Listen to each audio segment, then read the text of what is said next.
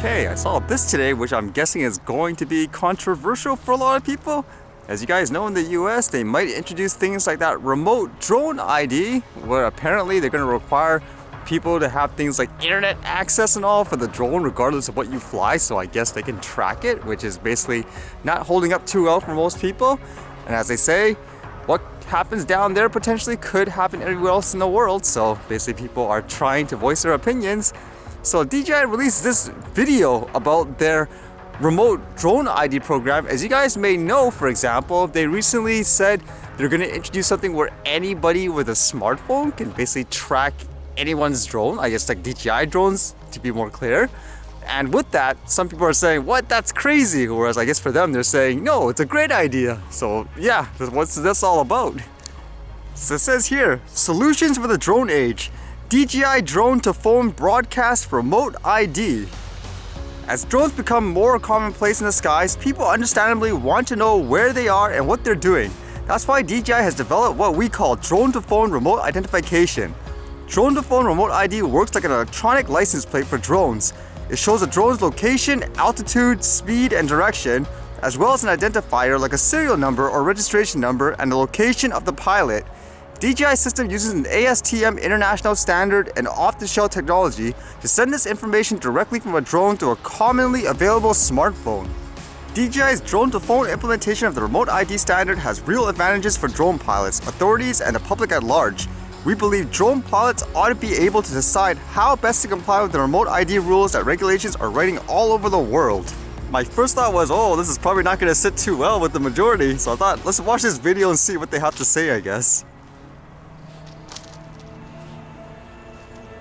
For the past decade, we've watched as the world has entered the drone age. It's become commonplace to see a drone flying above a construction site, doing aerial photography, or just flying someplace for fun.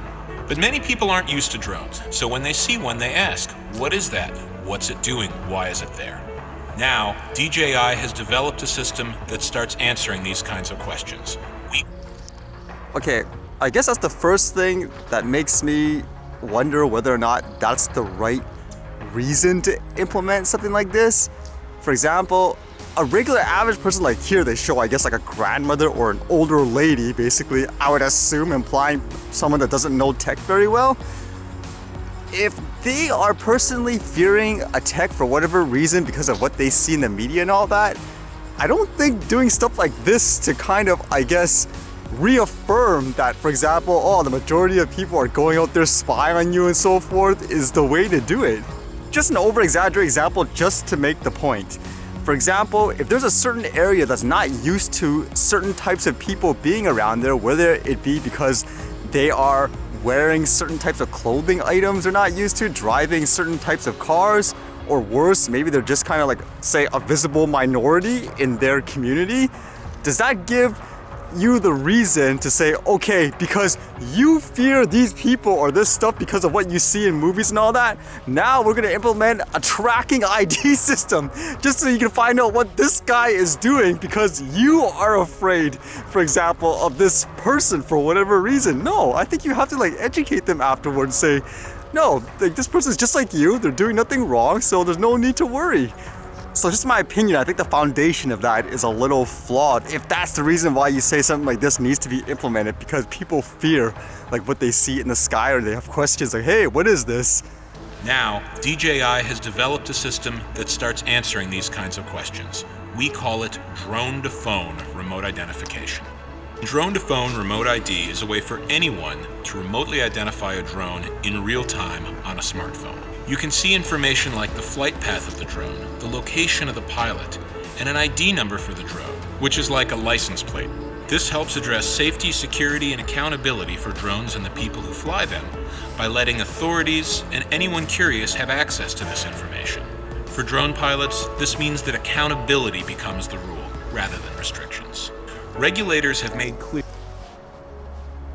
Like there, I'm thinking with a car, for example, that's not how the way it works, for example, where if you see a car, they might have like a license plate, that's like one thing, but having the ability to actually track where they're going, why would it be any of my business if the person's not doing anything wrong? It's been my personal opinion that when it comes to stuff like this, it should really come down to what type of drones, so to speak, are you flying and what are you doing specifically? Because just as an example, like with this, imagine like some child or something like that is flying, I'm just gonna use it for exaggeration, like a Tello, okay? Something like a Tello drone. They're flying it like, I don't know, in a park or something like that. You're telling me it makes sense for anyone to be able to track this kid down, come up to them on their exact location. To me, that's more dangerous. And again, what's the point of having this if the person's doing absolutely nothing wrong? Again, the people's general fear and prejudice against things that they don't understand isn't a reason, in my opinion, to have this. You could say, for example, for commercial applications or carrying something deadly, a police operation where you want to make sure like it's the actual police and all that, then that's a little different. But not in the cases like this where you're saying specifically in many ways or implying that it's because, oh no, it's the fear of the unknown.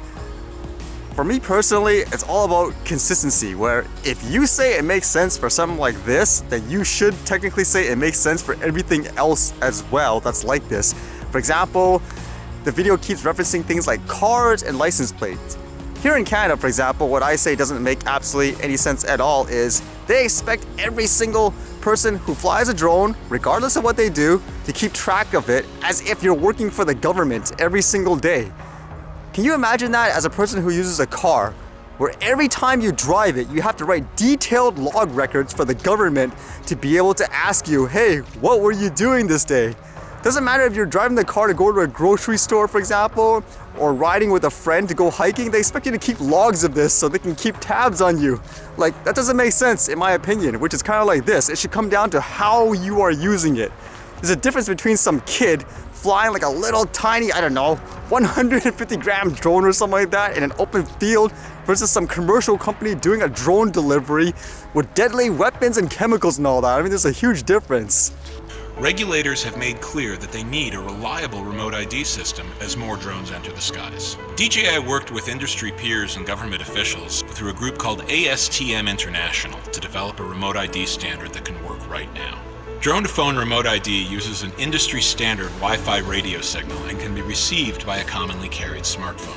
And we are very glad to have the support of the Wi-Fi Alliance in this project and are using their Wi-Fi-aware broadcast protocol, which provides a virtually cost-free solution which can be implemented in many drones right now with just a simple firmware update.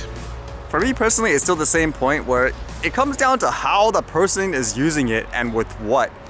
And in general, if the foundation of why they want this system is because of just the fear of the unknown, so to speak, I don't think that's really a good way to go about it, because it's based not really on facts. It'll be no difference than here. It's just based on like what, nightmare scenarios. I think with that other point of working with agencies and stuff like that, it might be the controversial thing here in terms of what people might wonder in terms of a company like DJI, whose side are you on? Basically, drone operators to operate safely and all that? Or are you on the side of, no, we want to tell the government, for example, hey, we're the good guys. We're basically inventing a system here for you, so use our products. I think that would be one of the controversial things anyways. We're here in Montreal where we're demonstrating the ASTM International Standard for Remote Identification. At this United Nations event, we've shown regulators from around the world drone-to-phone remote ID works in an urban environment, but you can also take it out to the mountains where there's no cell phone connectivity, and it will work just as well in that environment. Everyone here really appreciates that this isn't just a concept or a technical paper, but it's a real remote ID solution that can work today. And the brilliance of this solution is that it works everywhere in the world. But this isn't the only way to do remote ID. Another way is to connect drones over a cellular network that feeds to an internet-based service. This network remote ID approach has advantages for complex operations like drone delivery or long-range flights. But since it requires extra steps for the user and likely paying monthly service fees, it may not be right for everyone.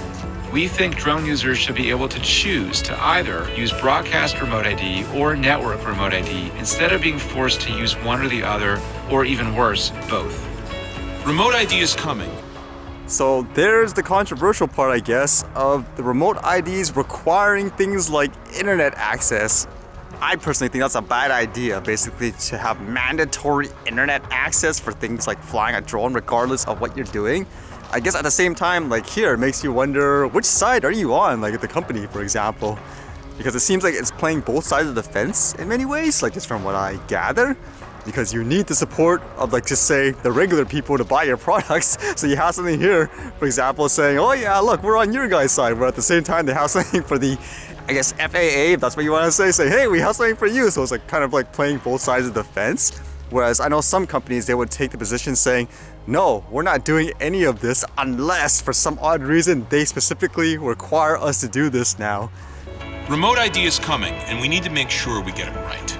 To fully unlock the potential for drones in business, science, photography, education, or just for fun, we need a system that provides accountability for drones and their pilots without heavy-handed restrictions. That's what DJI's drone-to-phone broadcast remote ID solution does. It's another example of how an innovative approach allows us to do great new things with drones while ensuring safety, security, and accountability in the skies. The problem I see with this immediately is if you have something like this, what does this do, for example, for people who build their own drones? Like, look at all those stories that have happened recently of people who built their own drones just out of, I guess, spare parts and all that, and then somehow they innovated to make things better for everyone. Let's just say this thing becomes like a standard and so forth, technically, like legally, they wouldn't even be able to make their own toys, for example, like toy drones to have fun to experiment with because of stuff like this. So it doesn't make sense to have this as a universal thing. It should come down to exactly what you're using and how.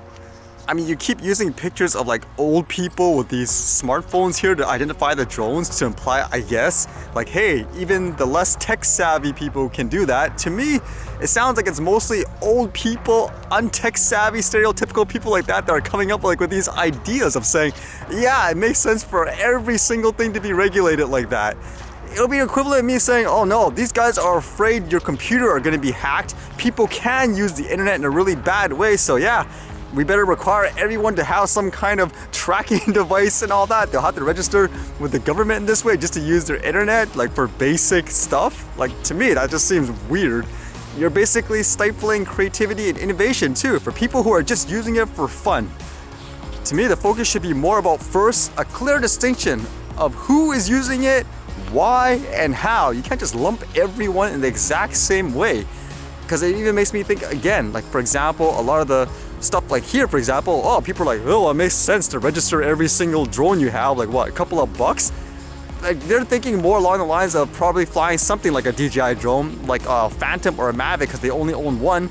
But then think of how this affects those other people who fly things like, for example, like those model aircraft or something like that, where they have hundreds or dozens of these different types of planes that they just fly for fun and feels. Look how much they have to pay. You have to think of everyone in the big picture. So overall, yeah, I guess from watching this video, it's going to be one of those things where you wonder, hey, whose side are you on, DJI? Are you on the side of, for example, the majority of consumers that fly drones in a perfectly safe way? Or are you on the side of, for example, the government in this case with the remote ID and all that, like in the US, for example, where you agree, hey, the majority of people actually use it like in a quote spying way and all that, so it needs to be tracked. Because to me, I guess the thing is, again, it just comes across as it's playing both sides of the fence. Like, there's no real way of me saying you're on the side of, like, just say the regular average drone operator versus, like, say the government or regulator or people who use it for commercial reasons like drone delivery. It seems like it's playing both sides of the fence versus, like I said, where there's some companies who made it clear we're not basically doing this stuff unless for some odd reason they make it mandatory, like in their certain region or something like that.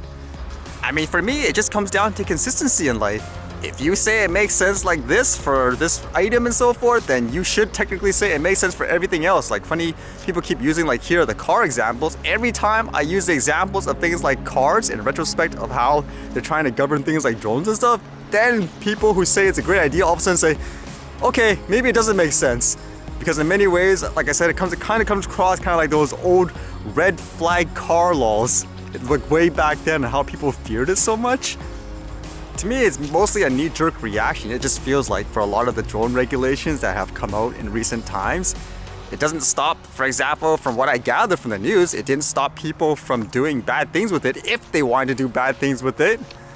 What would you think overall? Would you agree with them going with an approach like this? Would you still say nope, basically keep things separate depending on how people are using it and all that? to me, again, it's just one of those things where if the foundation of it on why you want this is not based on actual, I guess, facts and all that, then everything is basically flawed. It's just based on fear. I mean, I fully agree. If you're going to be using drones for the future in a way, just like, for example, an airplane where you're transporting huge passengers, cargo, and so forth, then yeah, be my guest, regulate it like crazy. But if you're telling me some kid, like I said, flying something like, let's say, a tele drone in a field needs to be monitored and stuff like this too, no, that's just so wrong in many ways, in my opinion.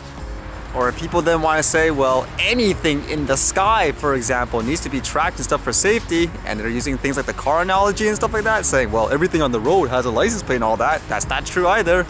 For example, a bicycle rider does not have like a license plate, for example. Again, it depends on what you're using and how. That's what it should come down to. I mean, I get it, as a business, they have to kind of play both sides of the fence because the bottom line is they need to make a profit, but I guess it'd just be interesting to see how other people react to this in that way.